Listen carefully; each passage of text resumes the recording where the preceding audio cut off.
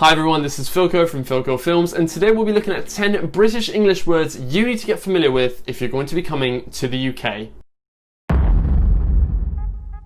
Hey, what's up you guys? Welcome to my channel if you're new and if you're not. Come va? My name is Philco Films, and I know my British accent isn't fooling anyone. I'm perfectly aware there's no need for you to make a note of it down in the comments. It was a joke. After 7 years of living in the UK, you'd think that I'd be able to do a bit better than that, but I mean, I can't. One thing I did pick up though was definitely vocabulary. You can't escape that. But before I came to the UK as an American English speaker, I thought, well, I mean, how hard could it be? All I have to do is start spelling color with a U in it and I'll be good to go, right? But it's definitely not that easy. So today I'm going to take you through 5 of the most common British English words that you definitely should be aware of for everyday conversation here in the UK. Before you go crazy, there are hundreds. So anything that you think is crucial that I missed out, leave it in the comments below. Let's start easy though with cheers. While most of us would generally use this word while clinking beer, wine, champagne, 90% of the time here in the UK, it's used to say thank you. It's not just spoken English either. People here put it at the end of emails to say thank you, conversation obviously. It's just used probably even more than the words thank you would be to express gratitude. I personally don't use it that much because I think it sounds really weird in my accent, but I have started using the very British no worries in response to it. I apologize if you can hear the helicopter out there. Do you know what that is?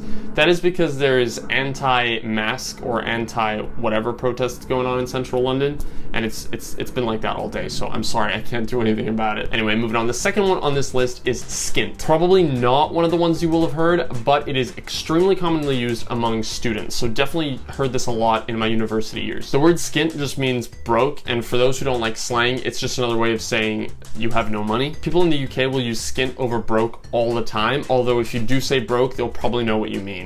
You know, American TV shows, American music uses the word broke a lot, but it's the equivalent. It's the equivalent in British slang. Try switching broke out for skint though, because skint, I don't know, to me it sounds a lot more like what it's describing. I'm skint. I've got no money at all. Neckard is the next one on the list, and it took me weeks to figure this one out because I couldn't even Google it. I didn't know how to spell it. Neckard is spelled with a K, and it just means you're really tired. Whereas I'd use I'm exhausted or I'm dead in like an extreme scenario. Neckard is along those same lines, and it's often followed by I'm gonna hit the sack. In American English, you're probably more likely to use I'm gonna hit the hay just to say you're gonna go to bed, while in the UK it's a lot of I'm gonna hit the sack. I'm knackered, I'm gonna hit the sack. So remember Neckard. It's probably the one on this list that took me the longest to figure out. Number 4 is shout, and in the south of England it's used most commonly as give me a shout, while in the north of England you'll hear a lot of give us a shout, which means the same thing. It just means talk to me, call me, let me know. So like give me a shout if you need a thing, give me a shout when you're done. I use this all the time now, and it sounds okay with the accent that I have. I actually don't even know if people outside of the UK use this. I don't remember people using this outside of the UK, but I very much relate it to a British term that I've started using since I moved here. Now, the reason they say give us a shout up north is honestly a whole other topic for another video. But they use us to say me. So a lot of the time, if you hear plurals up north, like us, that they literally mean myself. The amount of times it's happened to me where at work, this guy from up north told me, meet us in 10 minutes, and I was confused as to who us was, because as far as I was aware, it was just me and him. Just really weird, really confusing, and then I looked like an idiot because I had no idea what he was talking about, but we figured it out after a while. Honestly, I can make a million videos about the differences between British English and American English, but I'll see if you like this type of video first, and then maybe I'll look into it. Now, last but not least, because it's probably the most confusing of all, is the word alright. So it'll catch you off guard so many times. It's happened to me a lot.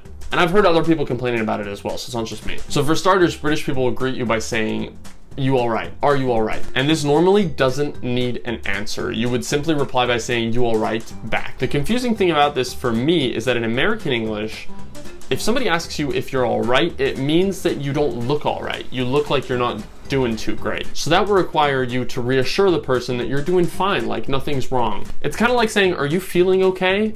Because maybe you told them that you weren't too well or you don't look great, so they ask you, are you all right? Confusing as hell. In the UK, it's literally like saying, how are you? And also just the word all right is generally more positive in the UK. If you put it on a scale of like awesome to awful, it falls a lot closer to awful in American English, while in the UK, it sits more like neutrally, if not more towards amazing, great. I don't know how accurate or representative these are, I just kind of came up with them on the spot, but it gives you an idea of like the level of I'm doing fantastic, I'm doing horrible, in comparison with British English and American English. Also, poorly is a British way to say unwell, so there's a little bonus for you, I guess. But yeah, top 5 right there. I'll look into doing another 5 if you're interested. Make sure you're engaging in the comments below and leave the video a like if you got something out of it. Definitely subscribe to my channel if you haven't already. It looks like over 65% of you aren't subscribed but are still watching the videos. So go ahead, hit the subscribe button. It's free. The notification bell as well if you want to be notified every single time I post a new video. Also, the summer sale on my merch went really well, so thank you guys so much if you purchased during this time. Make sure to follow me on Instagram and Twitter to know when another sale is up, and also just to catch up with me on other days of the week. My name is Philco Films, and cheers for watching, guys. I'll catch you next Sunday. Ciao.